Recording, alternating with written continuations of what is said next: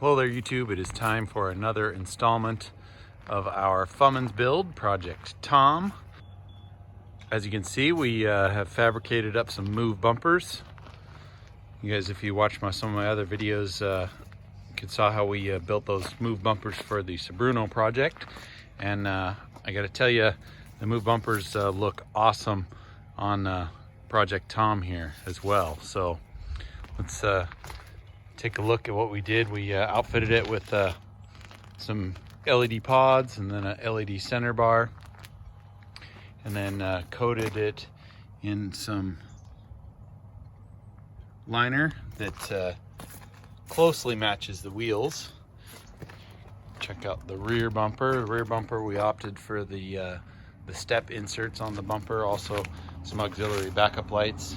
You can see we plumbed in our air fitting for our air tank, as well as mounted up our trailer brakes, and then went with the super hitch with the dual receivers. We still have to hook up that big ground cable right there is for the rear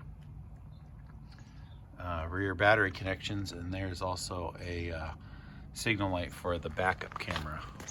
As you can see, we have the tailgate off. We're fixing some dents and we're going to get ready to actually spray it.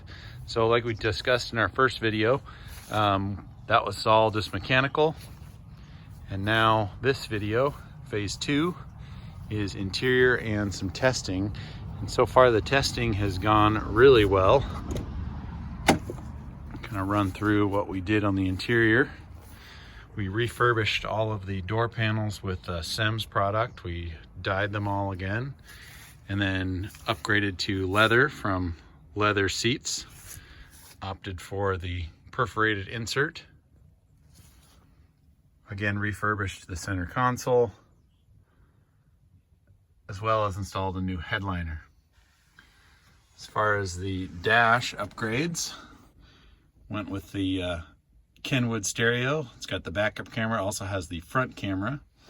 And then we went with the F250 instrument switch panel for use with the stick.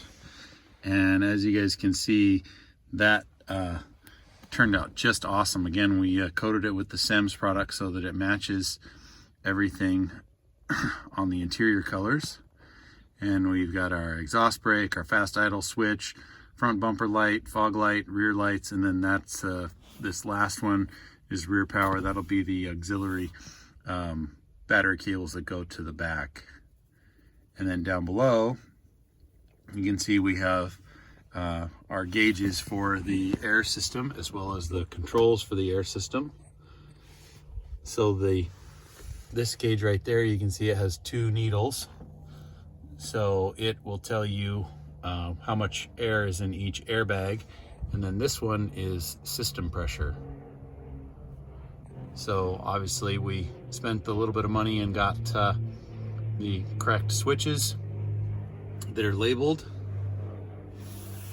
And that makes all the difference in the world. So I'm really, really happy. Oh, also, because this didn't originally have seat heaters, we went ahead and installed some seat heaters when we had them out. New carpet from Auto Custom Carpet.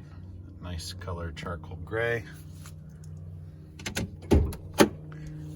And hopefully you might be able to see. So there is one of our auxiliary fuse panels that runs up to power all of our switches over there. You can see we just have a block off plate of where the old powertrain control module was, and then added in that marine grade fuse block.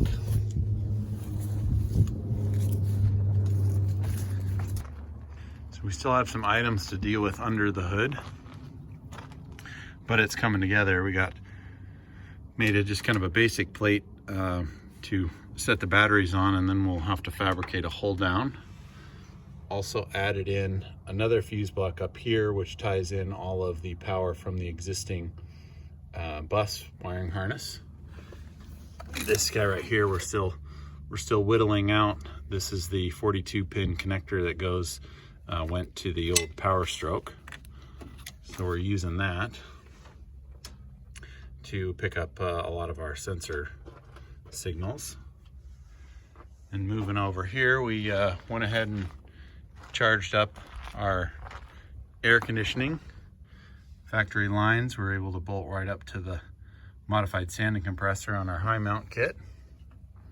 And then we just temporarily have this surge tank set up in there. It's got more clearance than it looks like in the video. But we have some plans to upgrade that, and then obviously upgrade our air cleaner as well. But in terms of performance, right now we're just working out all of the bugs, and it's performed really well. The 100 horsepower injectors seem to be a pretty good match for this. It does smoke a little bit under load, but not terrible. It's not like you're rolling coal or anything like that. And the interior, it's just a real joy to get in, because now it smells and feels like a new truck. Anybody that's hesitant about building the Fummins, you shouldn't hesitate. They make really nice trucks when they're finished. But yeah, we're making really good progress on the on our Fummins build, and I can't tell you how awesome it is to see the move bumpers installed. Those really made a big difference in how it looks. Anyway, thanks for watching. Let me know if you guys have any questions. Post your comments, and have a great day.